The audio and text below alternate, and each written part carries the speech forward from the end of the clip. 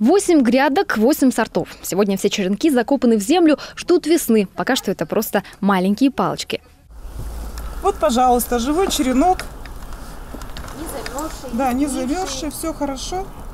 Почти 20 лет на базе школы-интерната номер 3 работает Центр экологического воспитания. Есть здесь и теплицы, и живой уголок. Дети сами сажают растения и заботятся о них. Идею выращивать саженцы для эжвы здесь приняли на ура. Мы подобрали место, это между двумя теплицами, здесь проходит теплотрасса, и здесь им будет более удобно выжить в этих зимних условиях. То есть совместно с ребятами подготовили почву, совместно выкопали лунки, вкопали их туда, утеплили их, чтобы им было там тепло. И соответствующе, я думаю, что они эту зиму у нас довольно хорошо переживут и будут готовы уже пересаживаться на новое место. В апреле будущие эжвинские ивы ждет новый дом, грядки побольше. Площадку выбрали здесь же, на базе интерната. Через 2-3 года, когда деревца подрастут и не будут нуждаться в такой тщательной заботе, их смогут высадить уже в городе. Идея нового озеленения эжвы принадлежит нашей землячке Надежде Баглей. Эколог-волонтер уже давно живет в Перми, но про родной город не забывает. Именно она предложила разные сорта ивы местной администрации. Там идею с радостью поддержали. Сыктывкар – это мой родной город. И, конечно, я знаю все деревья, все посадки, они мне близки, потому что я с детства интересуюсь растениями, у меня мама биолог.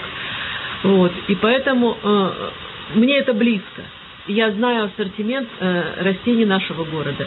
И когда я приехала в Пермь после учебы, я увидела, что здесь растут другие деревья, гораздо более интересные. И я заинтересовалась, в чем же дело, почему это так. Вот. И выяснилось, что это специальные деревья северной селекции, которые выглядят как южные, но могут расти вот в холодных условиях. Это, например, ивы шаровидные и серебристые. Удобство в том, что такие деревья не нужно со временем подпиливать. Они сами по себе правильной формы и роста. А еще, в отличие от тополя, не вызывают аллергию. Интересно, что один из селекционных видов ивы подходит даже для рукоделия. Из его длинных ветвей можно плести поделки. Там ведь действительно Пермь кардинально отличается по озеленению, насколько я понимаю. Да? Они порядка 30% тополей уже оставили из 100%. Они вырубили их и заменили их вот на подобные ивы.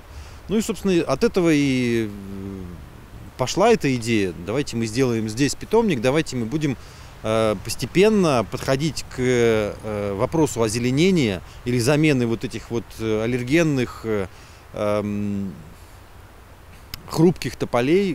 И действительно, большая часть Перми уже засажена ивами, причем самыми разными. Гордятся ими и волонтеры-экологи, и сами жители. Нам до пермских масштабов еще далеко, но главное, что старт уже есть.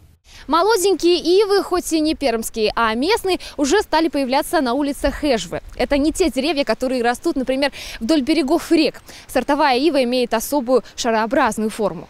Сейчас этого не видно, но весной, когда появятся листочки, станет понятно, что крона даже не требует особого оформления.